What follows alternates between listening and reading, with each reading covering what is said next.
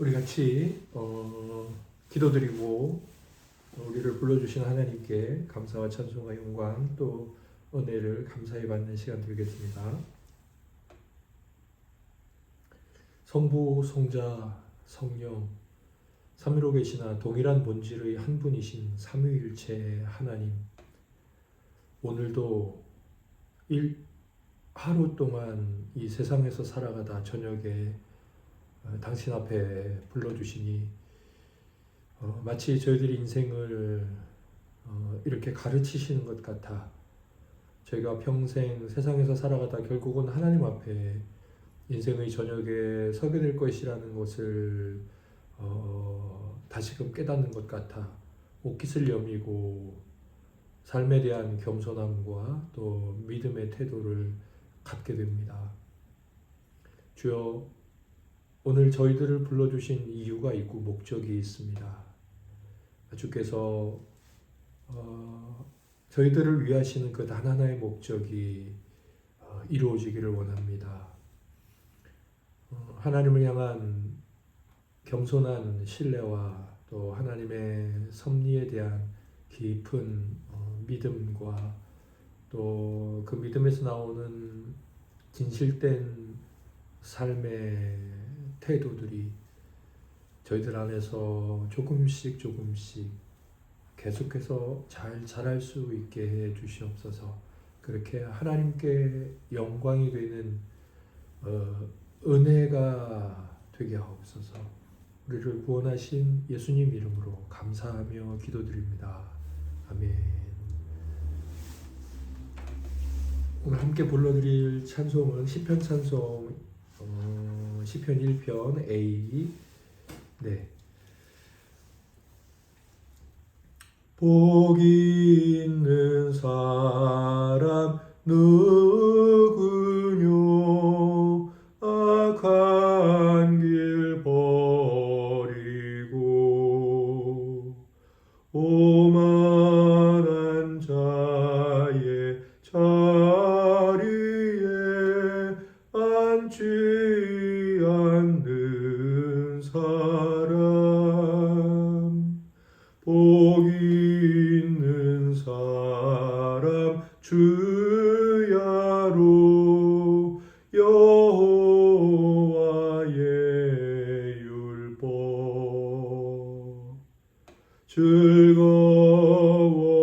즐거워하며 묵상해 따르는 자로다.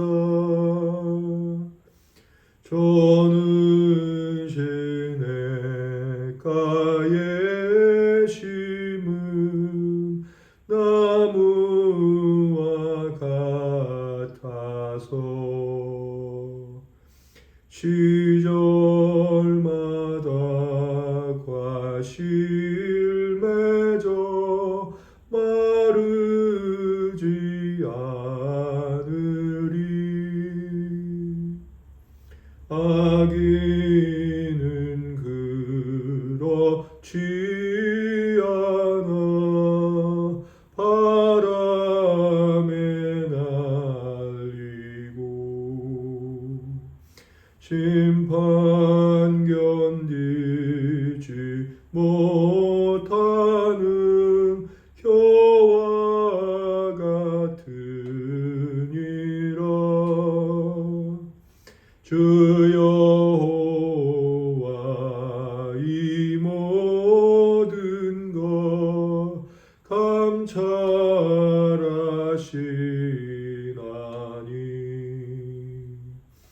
의인의 길 형통하나 악한 자 망하리. 네, 할렐루야. 온세미로 교회는 수요일에 수요학당이라는 이름으로 함께 모여서 우리 주 예수 그리스도의 덕을 기리고 하나님께 찬송과 영광을 올려드리며 또 주께서 저희들에게 합당한 은혜를 베풀어 주시는 그런 예배의 시간을 갖고 있습니다. 기독교 고전 또 고전에 속한 것 같은 그런 도서들을 읽고 함께 또 은혜를 나누고 있죠. 네 번째 시즌은 사무엘 러더퍼드의 편지라고 1600년에 태어나신 스코틀랜드 목사님의 유배지에서 보낸 2년여간의 편지입니다. 이번 주 나눌 분량은 165번째 편지에서 167번째 편지, 그리고 페이지로 보면 470페이지에서 477페이지입니다. 네, 학당이니까 1교시, 2교시 이렇게 부르고 있는데요. 1교시는 우리 지체들께서 은혜를 나눠 주시겠습니다. 김나비 사모님부터 나눠 주시겠습니다.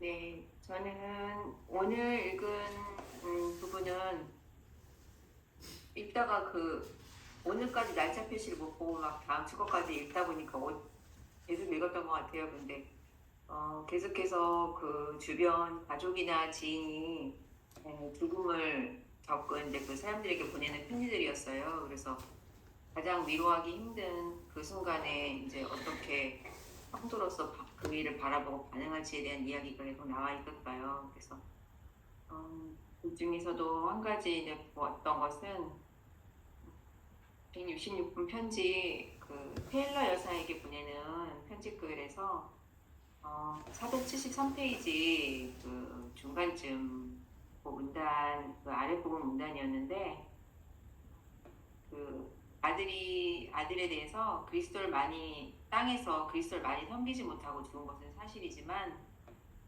그러면서도 섬길 장소를 옮긴 것이지 주인을 바꾼 것이 아니라는, 그렇게 이제 이야기를 표현을 해줬어요. 그래서 같은 일을 하고 있다. 이 땅에서나 천국에서나 같은 일을 하고 있고 같은 주이며 단지 환경만 변한 것입니다.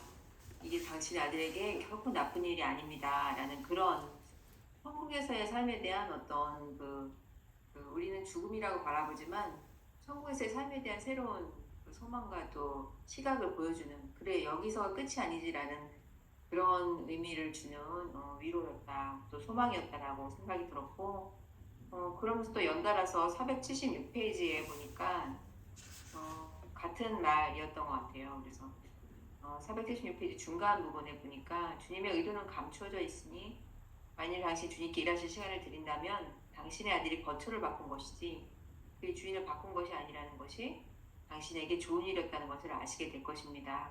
라고 해서 우리가 이 땅에서 죽었지만 성도의 죽음은 천국으로 가서 그곳에서 이제 주님을 섬기는 일이니까라는 그런 위로였다고 생각됐습니다. 이상하게도 또 이번 주는 좀 죽음에 대한 생각을 많이 해볼 기회들이 좀 여러 가지로 있었는데, 특히 또 한문기도 편지를 제가 매일 받거든요. 그 한문기도 편지를 이제 매일 받고, 또 이제 그 민지 성도님네 엄마 김현숙 자매님에게도 제가 매일 보내고 있어요. 근데 죽음에 대한 이야기를 이제 보냈어요. 죽음은 우리는 끝이라고 보지만, 하지만 성도의 죽음은 새로운 시작이 아니냐고, 이제 그런 스펄전 목사님의 말을 인용한 그 편지가 화요일에 이제 화요일에 그 기도 편지였어요. 그래서 그걸 이제 그 성도님하고 나눴는데, 근데 오늘 것도 또 이제 제가 매일 보내니까 오늘도 또 김현숙 자매님한테 보내려고 오늘 거 열어봤더니 한번 기도 편지에서는 이런 실수 처음 한 것 같아요. 어저께 걸 똑같이 보냈더라고요, 내용을. 죽음에 대해 다시 한번 또 생각을 하게 되는 그런 계기가 또 있었고, 그리고 또 오늘 저희 그 대학 친구 모임에서 늘 항상 뭐든 단톡방에 말을 시작하지 않는 친구인데 오늘따라 또 죽음에 관해서 생각할 수 있는 그런 노래를 또 하나 올려주는 거예요. 유튜브 영상을 또 하나. 그래서 연속해서 지금 죽음에 대한 생각들을 생각하게 하는 그 일련의 일들이 계속 주님이 이번 주 내내 묵상하게 하는 부분이 있다. 이제 그런 생각을 좀 하면서 오늘 부분도 읽어왔던 것 같습니다. 네, 정래 집사님 받아주세요. 네, 저도 저번 주부터 계속 그 회사 동료 아버님이 돌아가셔서 저번 주 그리고 며칠 전 그렇게 계속 그 연락을 받고 더 이제 부모님께 전화를 드리고 많이 생각하는 시간이 되었었는데 오늘 읽은 책 내용이 또 그런 내용이어서 조금 더 많이 와닿긴 했었는데 저도 그 아까 사모님이 말씀하신 476페이지에 그 죽음의 의도는 감추어 있으니 만일 당신이 주님께 일하실 시간을 드린다면 당신의 아들이 거처를 바꾼 것이지 그의 주인을 바꾼 것이 아니라 는 것이 당신에게 좋은 일이었다는 것을 아시게 될 것입니다. 이 부분이 조금 더 와닿았습니다.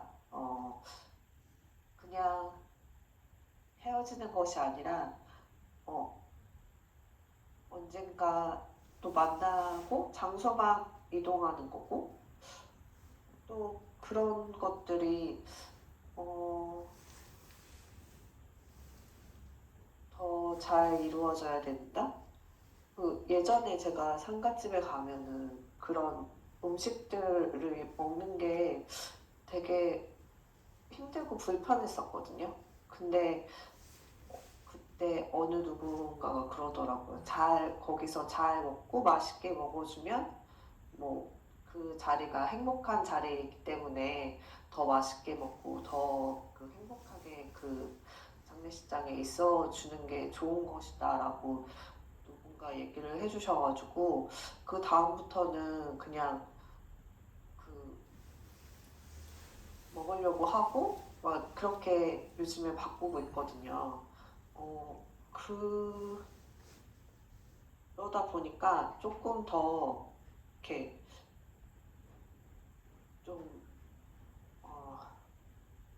설명이 잘 안 되는데 정리가 조금 더 그 장례식에 대한 그런 그 장소에 대한 것들이 조금 더 편해지기도 하고 더 편하게 다가가고 더 위로를 더 많이 할 수 있는 계기가 되더라고요. 그래서 그렇게 하는 것들이 되게 힘들고 슬프고 그렇지만 더 새롭게 다가오는 이 장소만 옮기는 거다라는 것을 새롭게 다가오게 만들었던 이 편지의 내용이었던 것 같습니다. 우리 성도님 받아주세요.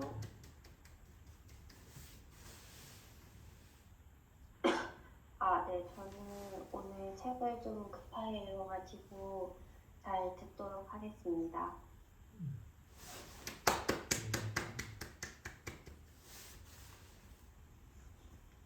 저는 472페이지의 두 번째 문단을 보면 그리스도의 구속을 입은 사람들은 자신들의 근심이나 다른 감정들에 대한 통치권이나 주권이 없기 때문에 자기 멋대로 그리스도의 재산들을 허비할 수 없습니다. 너희는 너희 것이 아니요 값으로 산 것이 되었다고 하였으니 당신의 근심은 당신의 것이 아닙니다. 그가 당신의 반쪽만 구원한 것이 아닙니다. 이 부분이 인상 깊었습니다.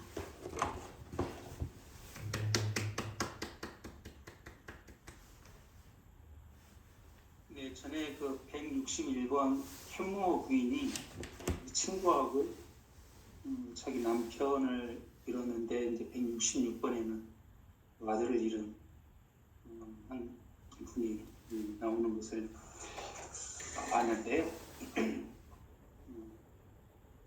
예전에 조선시대 때 왕들의 평균 수명이 40대 중반이더라고요.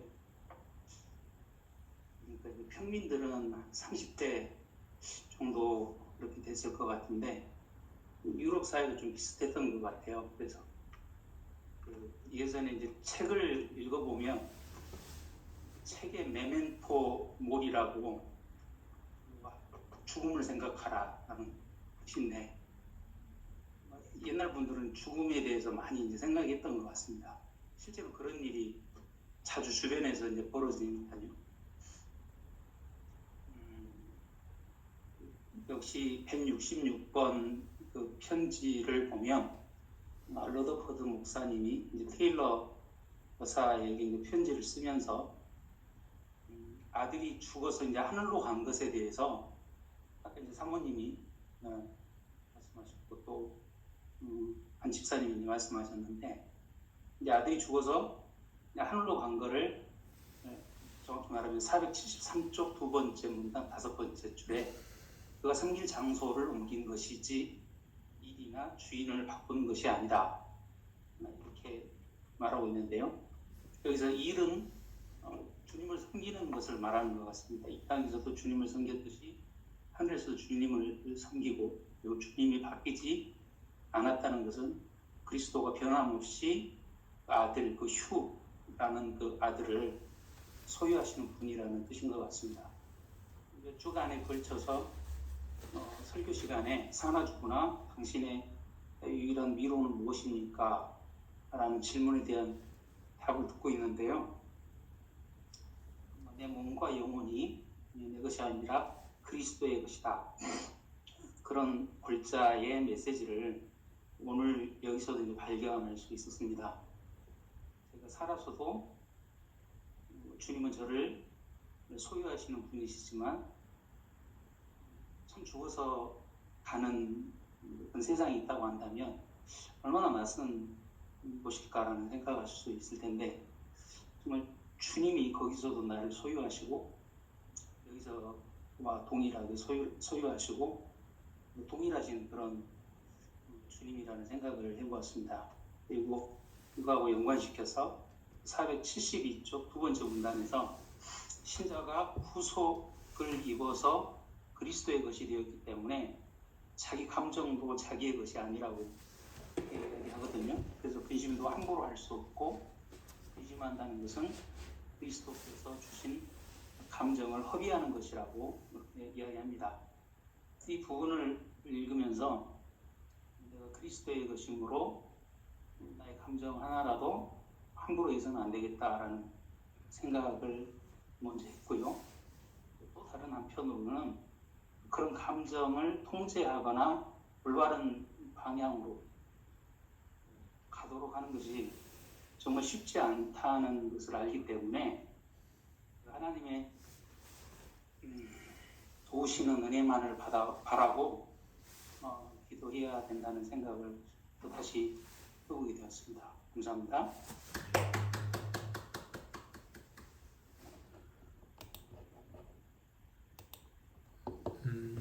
지체들의 나눔 감사합니다. 제가 오늘 나눌 내용의 제목은 꿈꾸는 자인가입니다.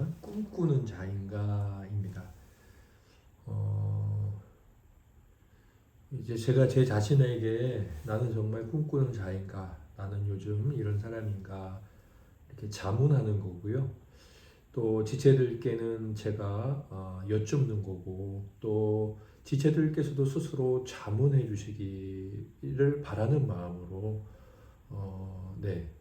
이런 제목을 정했습니다. 오늘 잠자리에 드시거든 이렇게 곰곰이 누워서 나는 정말 꿈을 꾸는 자인가라고 한번 이제 스스로 질문해 보시고 답도 한번 해 보시길 바랍니다. 꿈하면 성경에서 손에 꼽히는 인물들이 있죠. 대표적으로는 두말할 것도 없이 요셉, 그 다음에 다니엘, 그 정도. 또 누구 있나요? 또 주님의 육신의 부모님이신 요셉과 마리아도 역시 특별히 요셉 꿈 하면은 성경의 대표적인 인물인데, 제가 마침 이제 1월, 2월 지금 창세기 말씀을 성경 일기표를 따라 읽고 있잖아요. 37장에 보면 요셉이 이제 형들에게 팔려가는 장면, 원래는 죽임을 당하려고 하죠. 요셉이 이제 첫 등장하는 장면인데 거기에 보면 요셉이 꿈자랑을 하잖아요. 그러다가 아버지가 이제 양치는 형들에게 좀 잘 있나 다녀와라. 그래서 세겜으로 갔다가 세겜에 갔더니 없어서 도단으로 가죠. 그때 이제 형들이 멀리서 걸어오는 요셉을 보고 뭐라고 말하죠? 창세기 37장 19절에 서로 이르되 자기들끼리 이제 수군수군 되는데 뭐라고 말하냐면 저기 꿈꾸는 자가 오는도다. 꿈꾸는 자가 오는도다. Here comes that dreamer. 꿈쟁이 온다. 야, 저기 날마다 꿈꾸는 녀석 온다. 이렇게 이야기를 합니다. 예, 비아냥거리는 거죠. 근데 저는 오늘 이제 결론의 말씀을 드리겠지만 우리가 직장 동료, 집에 있는 사람, 나를 만나는 사람에게 바로 이 말, 비아냥거리면서 야, 너 꿈쟁이, 이 말을 듣지 않는다면 우리는 실제적 무신론자, 그 다음 또는 명목상의 크리스찬이라고 좀 제가 좀 과격한 표현인데 그렇게 말하고 싶어요. 그러니까 하나님이 있다고 하나님을 믿지만 꿈꾸는 자가 아니라면 그는 실제적으로는 무신론자예요. 신이 없다고 말하는 자입니다. 또 꿈꾸는 자가 아니라면 그는 명목상의 크리스찬이에요. 한번 보죠. 제가 왜 이렇게 좀 과격한 말씀을 드렸냐면 충격요법이 아닙니다. 저는 이제 뭐 이제가 아니라 그렇게 믿습니다. 뭐 요셉의 꿈 얘기를 계속 해보죠. 요셉은 그렇게 형들에게 꿈쟁이라고 비아냥거리는 소리를 들었는데 팔려가고 그러다가 다시 또 요셉이 이제 꿈으로 재기를 하죠. 꿈으로 망했다. 꿈으로 재기를 하는데 두 번, 이제 한 번은 억울하게 감옥에 가서 왕의 술관원, 그다음에 떡 굽는 관원들의 꿈을 해석하고 또 한 번은 이제 술관원에 의해서 추천을 받아 왕 앞에 서게 되죠. 그리고 왕의 꿈을 해석하지 않습니까? 그 애국과 온 이제 세계에 가뭄이 들 것이고 흉년이 올 것이다. 이제 그 꿈을 해석하고 그 꿈을 해석한 요셉을 총리로 왕이 발탁을 하죠.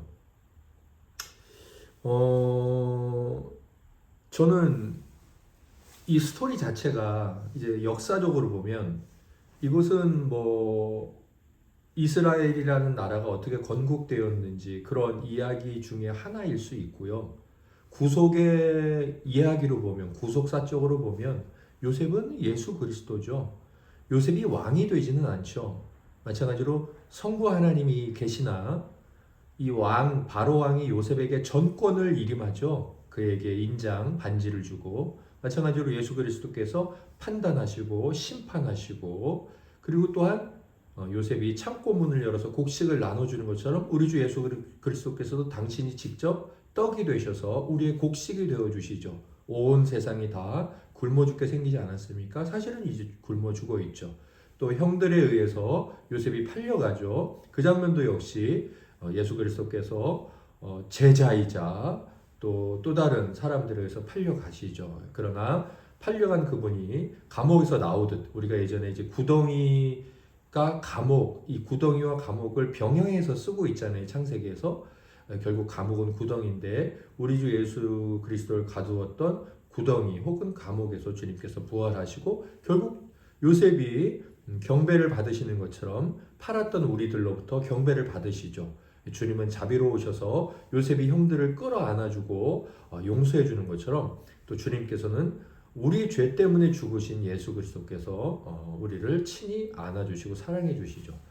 이 스토리는 구속의 역사로 보면 우리 주 예수 그리스도를 참 잘 보여주는 구약 성경의 대표적인 스토리입니다.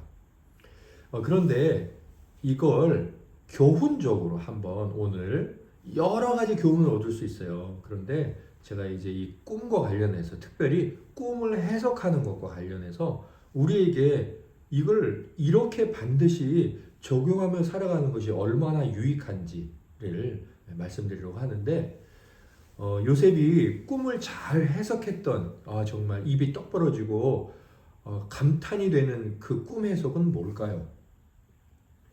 그 왕의 두 시종들의 꿈을 해석한 걸까요?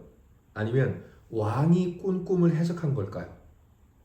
그 두 가지 꿈은 정말 놀랍죠. 대단합니다. 그런데 제가 이제 어제 묵상했던 말씀이 45장인데 이 45장 말씀을 읽으면서 정말 성경에 많은 꿈 인물이 있지만 놀랄만한 이야기는 또 많이 있지만 마음 깊이 와닿는 꿈에 대한 해석은 이것보다 더 큰 건 없는 것 같다. 성경의 꿈 이야기 중에서 특별히 꿈을 해석하는 놀라운 일들 중에서 제가 한번 읽어드릴게요. 요셉이 꿈을 해석합니다. 창세기 45장 7절 8절 하나님이 큰 구원으로 당신들의 생명을 보존하고 당신들의 후손을 세상에 두시려고 나를 당신들보다 먼저 보내셨나니 그런즉 나를 이리로 보낸 이는 당신들이 아니요 하나님이시라. 하나님이 나를 바로에게 아버지로 삼으시고 그 온 집의 주로 삼으시며 애굽 온 땅의 통치자로 삼으셨나이다. 형들이 요셉을 처음 만나고 나서 수군거립니다. 요셉이 못 들을 줄 알고 이집트의 총리인 줄만 알고 옛날에 자기 동생 팔았더니 이렇게 어려운 일이 생긴다 막 자기들끼리 수군거리는데 요셉이 다 알아듣죠.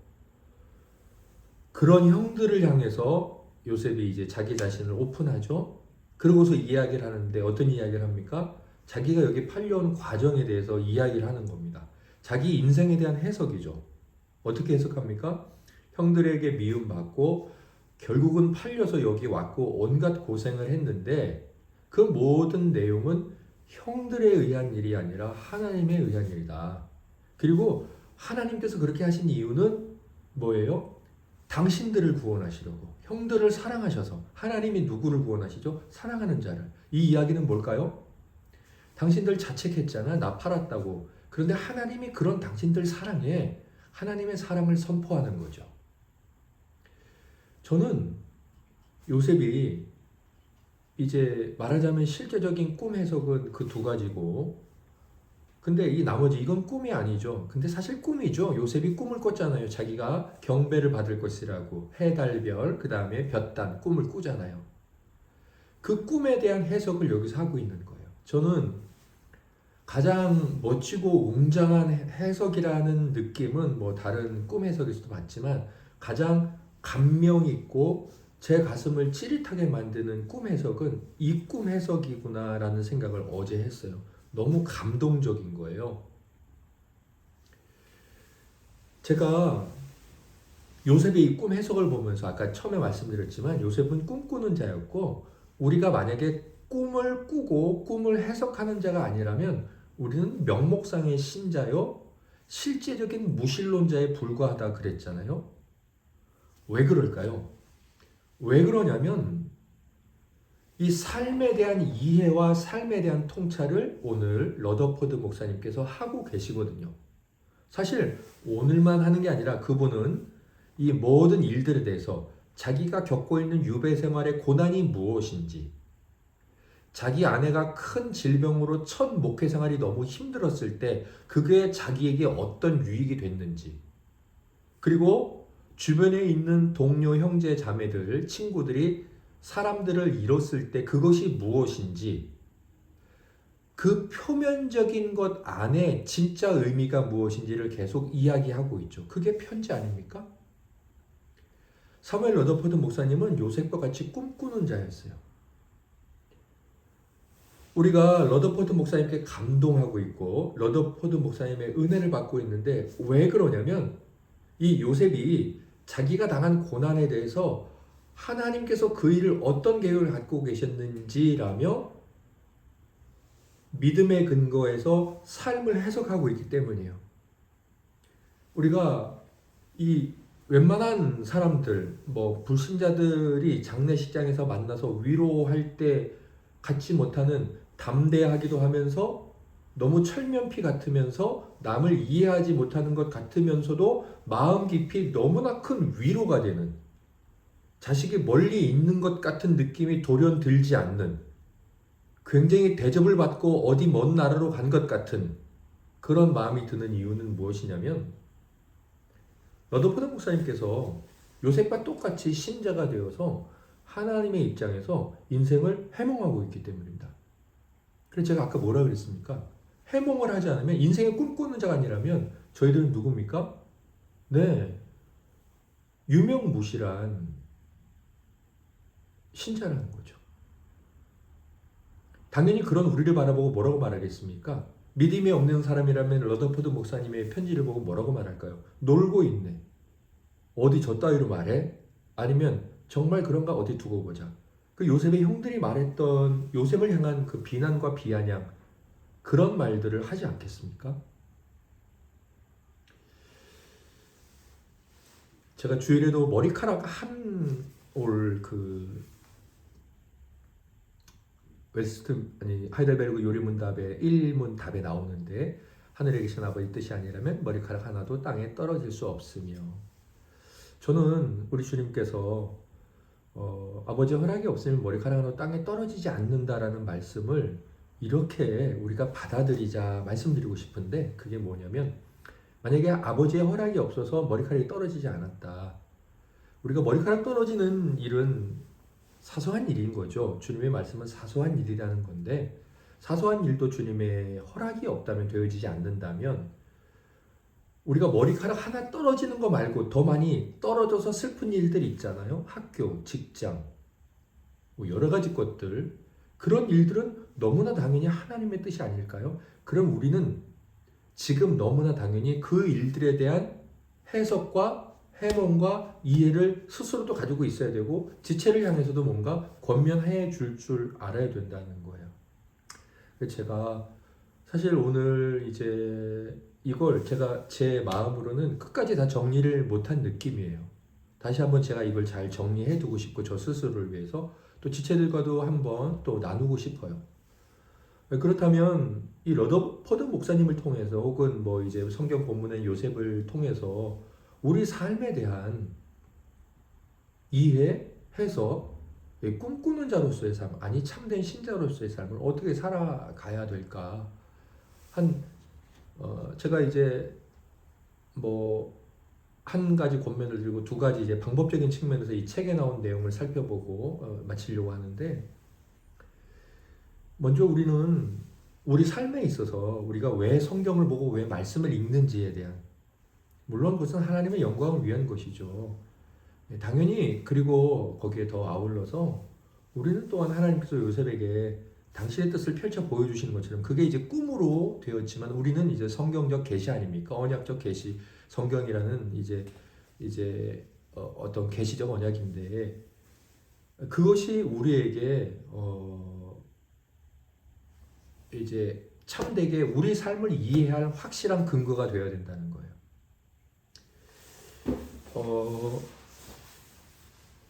그 요셉이 두 신하들을 꿈을 해석할 때 이제 낯빛을 살피니까 이 사람들이 감옥에 들어와가지고 근심하고 있어서 꿈을 꿨다 그러니까 자기가 꿈 해석하겠다고 그러는데 요셉이 이런 말 합니다. 창세기 40장 8절에 그들이 그에게 이르되 우리가 꿈을 꾸었으나 이를 해석할 자가 없도다. 요셉이 그들에게 이르되 해석은 하나님께 있지 아니하니까 청하건대 내게 이르소서.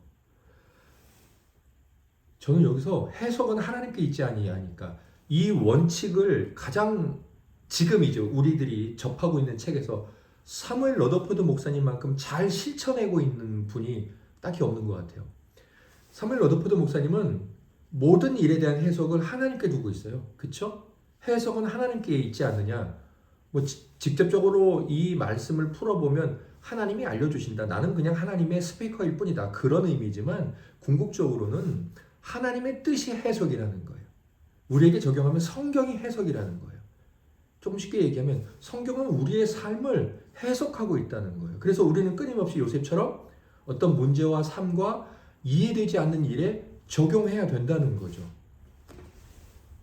첫 번째 어떻게 적용할까요?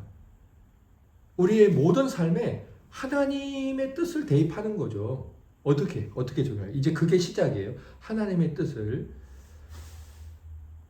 제가 이제 어떻게 이제 우리 삶을 해석할 것인가 그랬는데 제가 제 삶에 대해서 이제 세운 원칙은 뭐냐면 제가 이제 이 올해 들어서 처음으로 읽는 게 이 맥신 성경 읽기표가 순서대로 나가지 않고 중간중간 그래서 이제 그 바벨론에 잡혀갔던 때 이제 그때도 중간에 이제 시작이 돼요. 그래서 에스라, 느헤미야, 에스더 이제 이 순서로도 나가요. 창세기 나가고 어떻게 보면 이제 시작이죠. 이제 구속의 시작, 세상의 시작 그렇게 나가는데 이 나가는 과정 안에서 제가 이제 저 스스로 제게 주어지는 삶에 대해서 그렇게 받아들이고 이해해요. 제가 뭐 에스라에 나왔던 내용을 제 최근의 삶에 적용하고 느헤미야 읽을 때 느헤미야의 삶을 적용하죠. 우리가 우리 삶을 요셉처럼 꿈꾸는 자가 되기 위해서는 첫 번째로 내가 지금 읽고 있는 성경들, 내가 지금 들은 말씀들, 내가 이번 주에 들은 나눔들, 내가 셀 모임 때 지체를 통해서 듣게 하신 말씀들. 그럼에도 그 진리라는 성경에 근거한 묵상 이제 직접적인 성경을 통해서 들려온 이 성경 그 자체, 그것이 우리 해석의 첫 번째 순서예요. 그러니까 성경을 읽지 않고 진리에 근거한다? 진리에 근거해서 삶을 해석한다? 그럴 수 없어요. 물론 성경을 읽긴 하지만 해석을 안 할 수는 있죠.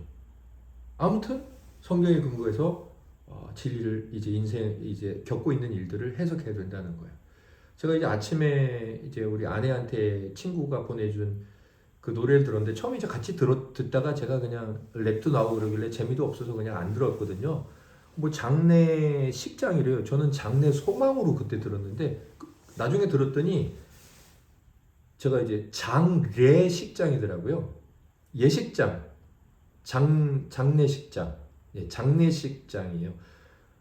제가 이해한 바로는 이 가사의 내용은 뭐냐면 이찬혁이라는 그 가수 있잖아요. 몽골에서 선교사로 사역하는 아버지 밑에서 큰 이 친구가 죽었나 봐요.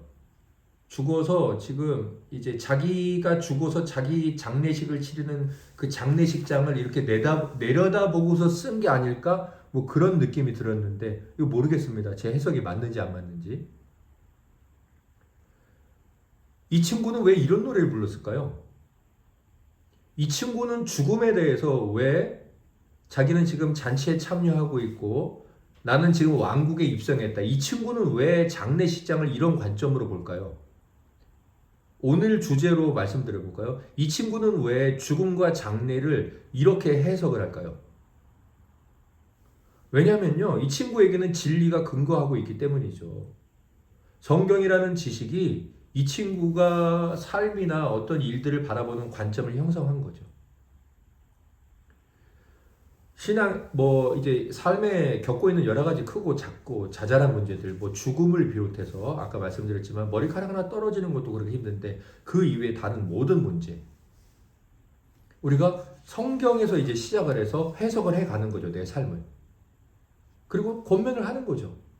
자, 그 다음에 두 번째는 하나님 안에서 소망으로 해석하는 거예요. 하나님 안에서 소망으로라는 건 이런 의미예요. 하나님의 속성과 약속에 근거한 믿음으로. 조금 어려운데, 그러니까 하나님 안에서라는 건 뭐냐면 하나님 안에서 어떻게 봐요? 그 이야기는 하나님의 속성이 있어요. 그분의 영원성, 사랑, 전지전능하심, 그분의 어떤 이제 캐릭터가 있잖아요. 그것과 그분의 약속이 있다고요. 거룩하심. 근데 거룩하신데 그분의 약속은 신실하시면 우리를 유익하게 하죠. 아무튼 그 하나님의 속성과 약속에 근거한 믿음으로 그걸 바라보는 거죠. 서멜 러드포드 목사님도 말씀드렸던 진리의 근거에서 나누고 있지 않습니까? 이분이 어떻게 다 이런 말들을 하겠어요? 성경에서 시작했겠죠. 자, 그 다음에 두 번째로, 그럼 이분도 하나님 안에서 소망으로 라는 원칙으로 지체를 권면했을까요? 166페이지 테일러 여사 아들이 죽은 이 자매님께 휴라는 아드님인 것 같은데 473페이지에 보면 아까 지체들께서 나눠주셨지만 거기 두 번째 단락에 휴라는 이름이 나오죠. 그리고 그 밑에 보면 이렇게 되어 있죠. 그가 땅에서 그리스도를 많이 섬기지 못하고 죽은 것은 사실입니다. 글쎄요, 두 가지 의미가 있는 것 같아요. 신앙생활을 잘 안 했든지 아니면 일찍 천국에 갔으니까 이런 말을 했겠죠. 아무튼 이 말씀의 의미는 성도로서 어떤 큰 영광을 바라보기 어렵잖아요. 뭔가 우리는 이 땅에서 하나님을 잘 섬기고 어떤 큰 영광을 기대하잖아요. 그것이 우리의 대가나 보상은 아니지만 하나님은 상을 분명히 약속하셨기 때문에 우리가 또 이제 그 상급을 기대하는 건 틀리진 않습니다. 근데 목사님께서 말하자면 죽음, 그리고 좀 더 세세하게 들어가서 어린 나이의 죽음, 동시에 우리가 알 수는 없지만 추측해 보기로는 하나님을 잘 섬기지 못한 죽음에 대해 이렇게 표현하죠. 그러나 만일 그가 섬길 장소를 옮긴 것인지 일어나 주인을 바꾼 것이 아니라는 이것으로 벌충되지 않는다면 정말로 근심거리가 될 것입니다. 사실은 근심이 아니라는 거죠. 이 땅에서 충성하지 못했지만 근심이 아니라는 거예요. 만약에 이렇게 한다면 근심이지만 그렇지 않다면 근심이 아니다. 뭐라고 말합니까? 섬길 장소를 옮긴 것이라면, 주인을 바꾸거나 일을 바꾼 게 아니라면 근심이 아니다. 어차피 올라가서 또 섬길 거니까 이렇게 권면하고 있죠.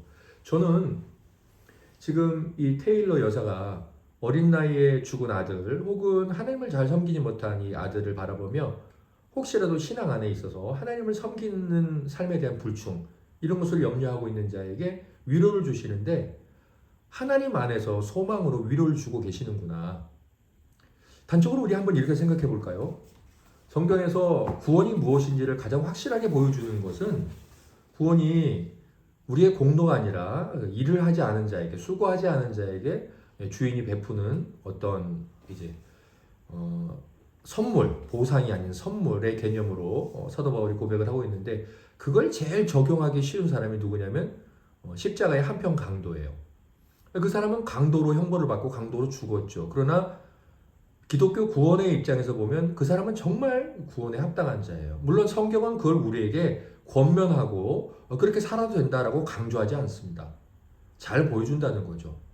그럼에도 우리가 그 자를 바라보면서 그 자를 참되게 위로할 수 있는 메시지를 여기서 찾을 수 있어요. 우리 주변에 혹 그와 같은 자가 있을 때 그와 같은 자의 죽음을 맛본 그 나머지 가족들에게 뭐라고 해주면 좋을까요? 어쩌다 간신히 구원받았네. 아, 다행이네. 이게 다할까요?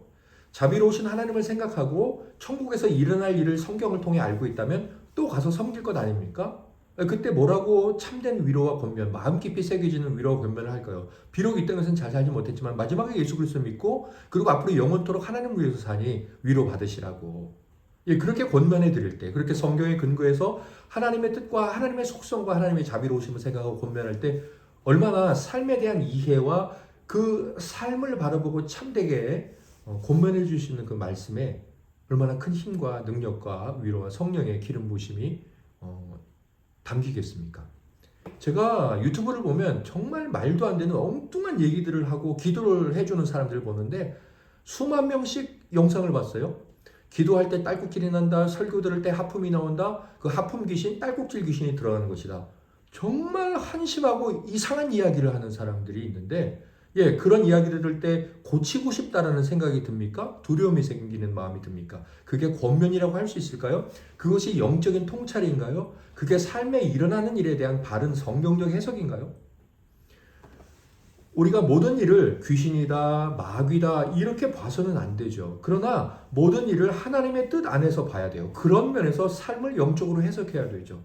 그때 가장 중요한 원리가 뭐냐면 성경이고, 두 번째 원리가 뭐냐면 성경을 통해서 보되 거기 뭐 마귀, 귀신 여러 가지가 나오는데 뭘 근거로 해서 봐냐면 하나님 안에서 소망으로, 하나님의 속성과 약속에 근거한 믿음으로 봐야 된다는 거죠. 세 번째는요, 간청으로 내 삶을 이해하고 내 사건, 내가 겪는 일들을 이해하고 간청으로 혹은 간청으로 어떤 사건을 만난 지체들을 권면해 드리는 거예요. 간청으로가 뭐냐면 이 165번 편지에 보면 이런 얘기가 나옵니다. 아까 좀 이제 어렵다 그랬는데 이 편지는 뭐 여기 좀 토머스 굿윈도 이제 이 청교도 관련해서 굉장히 유명한 분이고 아는 분 이름이 나와서 반갑긴 했는데, 이게 이제 장로교 교리를 전복할 것인가 아니면 이제 자유주의 회중교회 교회로 그냥 나갈 것인가에 대한 논의가 이제 스코틀랜드 교회에서 영국에서 있었어요. 그것에 대한 이제 의논이거든요. 물론 스코틀랜드 교회는 장로교회로 갔죠. 이제 존 낙스에 의해서 장로교 이제 발상지가 됐고, 그런데 여기서 이제 그 나라의 형편에 대해서 여러 가지 말을 하는데 이제 이런 말을 합니다. 471페이지에 보면 하나님께서 아직 영국의 해방을 얻을 때가 되지 않았다고 생각하신 것처럼 여겨집니다. 그리고 맨 밑에 나와 보면 만약 하나님께서 그들을 우리 군대의 손에 넣으신다면 이 땅의 해방에 가깝다고 생각될 수 있습니다. 이게 뭐냐면 그 당시 이제 교회의 형편을 바라봤을 때 교회의 방향이 어떻게 나갈 것인가에 대해서 온전한 개혁이 이루어졌다. 그러니까 지금 러더포드 목사님께서는 장로교회의 교회 모습으로 나가야 된다. 스코틀랜드 교회는. 이제 그렇게 기대하고 있고 그런 모습이 어느 정도 되어졌을 때 이제 그걸 이야기를 하시는 거예요. 그런데 아무튼 이 목사님께서 하나님의 뜻을 어떻게 이해하고 있느냐, 이거 하나님의 섭리를 어떻게 이해하고 있습니까? 지금은 상황, 지금 이제 교회의 형편, 눈에 보이는 그 상황, 제도의 변화, 그걸 통해서 이게 하나님의 뜻이고 아직은 하나님의 뜻이 반밖에 안 이루어졌다 이렇게 생각하는 거죠. 그런데 그 뒤에 보면 이렇게 써 있어요. 그러나 저는 그것을 믿기보다는 바라고 있습니다. 이게 저는 상당히 중요한 의미라고 생각해요. 상황을 바라보면서 지금 하나님의 뜻이다. 상황을 바라보고 지금 하나님의 뜻이 아니다. 그렇게 하지만 나는 그것을 믿기보다는 어떻게 합니까? 바랍니다. 아까 말씀드렸지만 우리가 성경에 근거해서 내 인생을 바라보고 내 문제를 이해하고 해석을 해야 되죠. 그런데 그걸 그렇게 이해하고 바라보는데 세 번째 조건은 뭐냐면 간청으로. 그러니까 그걸 완전히 믿으면 어떻게 되겠습니까? 나는 그때 그런 의도가 없어서 하나님 말씀하실 수 있잖아요. 왜냐하면 167번 편지에서 하나님의 의도는 어느 정도 감추어져 있다. 하나님의 의도 감춰져 있어요. 드러난 의도도 있죠. 우리를 사랑한다. 사랑하니까 이렇게 했어. 그러나 우리의 모든 일에 하나님의 의도가 드러나지 않거든요. 웬만하면 안 드러나죠. 그래서 내가 성경에 근거해서 내 이번 일을 이렇게 해석하자라고 100% 해석하는 건 건강하지 않다는 거죠. 그래서 거기에 뭐가 덧붙여져야 돼요? 믿기보다는 바라고 간청한다가 들어가야 된다는 거죠. 그런 마음으로 기대하고 바라보고 있지만, 믿고 있지만 동시에 나는 그러기를 바라는 간청을 가지고 하나님 앞에 기도한다는 거예요. 이렇게 권면하고 이렇게 권면하고 그 일을 당했으니 내가 이렇게 결단하고 작정한다. 그런데 그렇게 믿어. 나는 지금 하나님이 나를 훈련시키는 거지. 정신 차리라고. 그러면서 어떻게 나를 계속 훈련시키네. 그렇게 믿는 것과 아울러서 한 가지 더 하나님 제가 믿고 있는데 저를 이렇게 훈련시키시고 이 다음에 저에게 은혜를 베푸실 줄 믿습니다. 아니면 은혜를 베풀어 주세요. 아니면 뭐 여기 꼭 뭐 이렇게 하게 해주세요. 이 문제는 이렇게 되게 해주세요. 라고 하나님 앞에 간청하는 모습이 삶을 해석하는 어떤 요셉과 같은 러더포드 목사님과 같은 어떤 삶에 대한 해몽, 꿈꾸는 자의 모습이라는 거예요. 요셉도 간청을 하죠. 심지어 누구에게 간청을 합니까? 포도주 만드는 자에게 간청을 합니다. 저를 잊지 마세요. 높은 자리에 올라가거든. 그런데 그가 2년이나 있죠. 간청해야 되죠. 100% 성경대로 해석하고 믿어서 내 삶은 그거구나. 하나님 나한테 이렇게 하지. 그게 아니라는 겁니다. 마지막 우리가 생각해야 될 게 있는데 마지막은 성경의 여러 인물들을 적용하는 훈련을 우리가 계속 해야 된다는 거예요. 아마도 휴의 죽음을 보면 부모가 만날 수 없는 데서 죽은 것 같아요. 그렇죠. 그게 어디 나옵니까? 474페이지. 어머니가 눈을 감겨줄 수 없는 낯선 땅에서 죽은 것은 어떻게 죽었는지 모르겠습니다. 그러나 아무튼 자식의 죽음을 보지 못한 거예요. 그걸 가지고 어떤 말을 합니까? 모세도 그렇게 죽었다. 많은 사람들이 모세의 장례를 치를 수 있었느냐? 절대 그렇지 않았다. 오직 하나님만이 모세의 장례를 치렀다. 그 뒤로 모세의 무덤이 어디 있는지 모르죠? 잘된 일이죠. 왜냐하면 얼마나 우상 숭배하겠습니까? 그가 만든 그것도 지팡이도 우상 숭배를 그렇게 했는데 우리가 성경의 인물들이 뭐냐면 제가 여기 말씀드렸던 이 모든 우리 삶에 대한 이해, 통찰 그리고 그냥 교회에 나와서는 하나님을 믿어라고 말하지만 내 삶에서 일어나는 크고 작은 모든 일은 인간적인 생각, 주변 사람의 생각, 도무지 성경적인 해석은 모르는 아침에 묵상을 해놓고 삶은 완전히 다르게 해석하는 이런 명목적인 신앙 혹은 실질적 무신론자의 삶을 사는 일로부터 점점 이제 멀어지는 거죠. 참된 신앙인으로 돌아서는 거죠. 적용하는 거예요. 성경을 읽어야 되는 필요성이 여기서 또 나오죠. 그리고 무엇보다 어떻게 됩니까? 러더포드 목사님께서 계속해서 성경의 인물 중에서 적용하고 있는 자가 있는데 그분이 누구냐면 바로 우리 주 예수 그리스도예요. 그리스도의 십자가 안에 당신의 십자가가 해석이 되어야 된다라고 말하죠. 그래서 당신의 십자가는 그리스도께서 지신 십자가요. 당신이 마시는 잔에는 그리스도의 향기가 묻어 있을 것이요. 당신이 먹는 떡에는 그리스도 뭐 이렇게 계속 적용하고 있지 않습니까? 우리가 그리스도를 묵상한다는 것은 그리스도 묵상할 거 별로 없어요. 그냥 십자가에 달리셨다가 죽으시고 부활하시고 그렇게 생각하면 별 것 없는데 그분이 죄 없으신 하나님이시라는 것 그리고 그분이 아버지의 뜻에 순종해서 이 땅에 내려오셨다는 것 묵묵히 12영도 더 되는 천사들을 동원할 수 있지만 그냥 받아들이셨다는 것 내가 안 죽을 수도 있지만 기꺼이 내가 선택해서 죽음을 선택하셨다는 것, 이 선택에 대한 문제라든지 그분이 우리에게 던져주시는 복음서에 기록된 그리고 성경이 구약부터 신약까지 가르치고 있는 모든 그분을 향한 말씀들, 그분 자신이 우리에게 이렇게 성경의 인물들이 종합되어서 적용되어질 때 우리 삶에 대한 해석과 이해가 하나님의 은혜로 되어진다는 거죠. 사무엘 러더포드 목사님의 이 편지 내용을 보면 패턴이 똑같아요. 진리에 근거하여 있고 그 다음에 하나님의 속성과 약속에 근거한 믿음으로 권면하고 있고 그 다음에 또한 간청을 하고 있고 믿으면서 간청을 하고 있고 또 그리스도와 성경의 인물들 얘기하고 있고 자기 자신도 자녀들 둘 죽지 않았느냐 이제 거기에 자기의 삶까지도 그리고 자기의 삶을 그렇게 해석한 내용을 더해서 권면하고 있는 거죠. 우리가 이렇게 이야기할 때 우리가 겪고 있는 오늘의 우리의 실패, 우리의 성공, 오늘 어떤 사람하고 싸웠던 것, 내가 계속 겪고 있는 고통, 쓰라린 일들 무덤덤하게 아무렇게 지나가겠습니까? 왜 그냥 지나갈까요? 요셉에게는 왜 그날 꿈이 그에게 강렬하게 남아있을까요? 형들은 왜 그냥 지나갔을까요? 왜냐하면 그것은 하나님을 믿고 안 믿고의 차이 그리고 그 하나님을 믿는 것에서 내 삶에 어느 정도로 밀접하게 정말 적용할 것인지에 대한 차이였던 거죠. 사무엘 러더포드 목사님과 우리의 차이는 별거 없어요.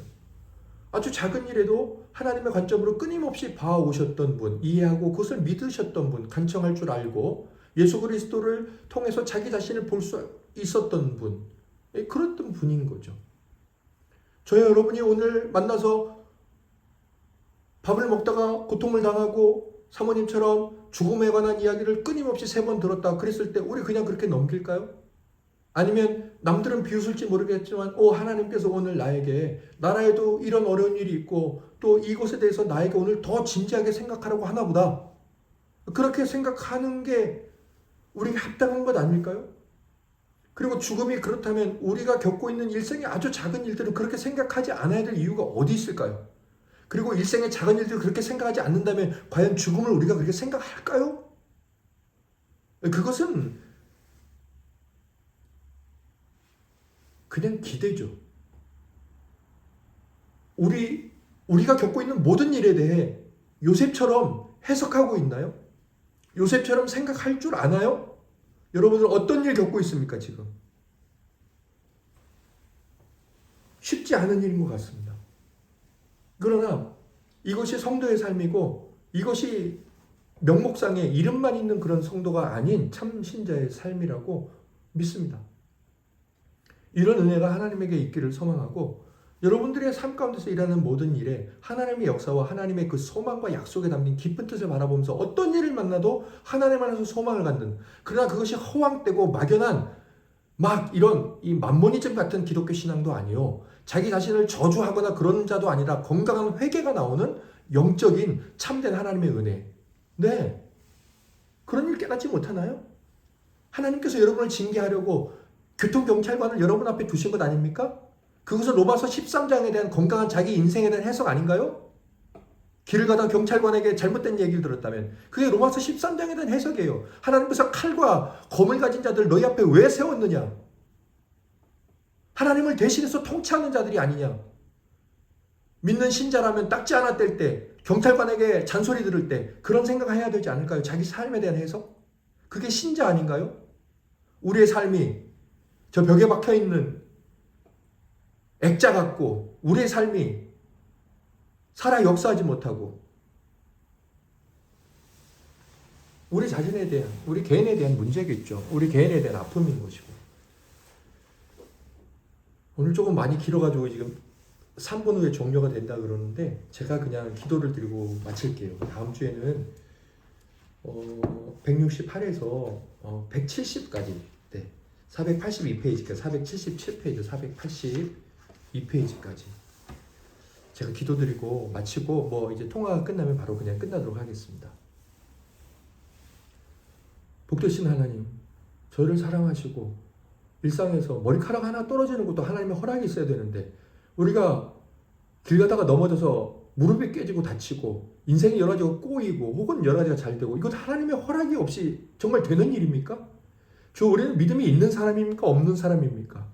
우리는 우리의 삶을 통해서 하나님의 말씀과 하나님의 뜻을 생각하며 자기 자신을 고치거나 바로잡거나 아니면 더욱 굳건하게 하여서 힘을 내는 자입니까? 아닙니까? 하나님, 정말 우리는 삶에서 하나님을 볼 수 있는 자입니까? 아닙니까? 하나님, 유명무실한 자라.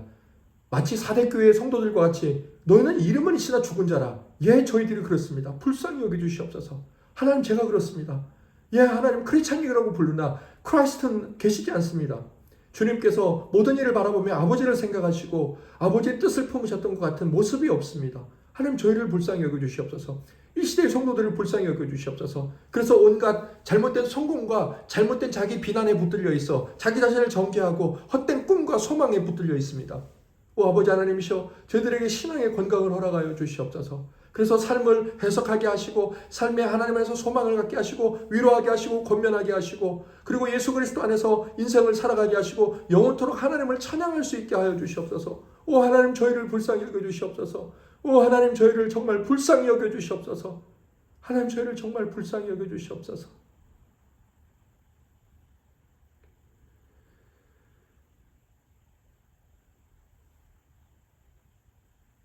이 모든 말씀 우리를 구원하신 우리 주 예수 그리스도의 이름으로 감사하며 기도드립니다. 아멘. 하늘에 계신 우리 아버지, 아버지의 이름을 거룩하게 하시며 아버지의 나라가 오게 하시며 아버지의 뜻이 하늘에서와 같이 땅에서도 이루어지게 하소서. 오늘 우리에게 일용할 양식을 주시고 우리가 우리에게 잘못한 사람을 용서하여 준 것 같이 우리 죄를 용서하여 주시고 우리를 시험에 빠지지 않게 하시고 악에서 구하소서. 나라와 권능과 영광이 영원히 아버지의 것입니다. 아멘.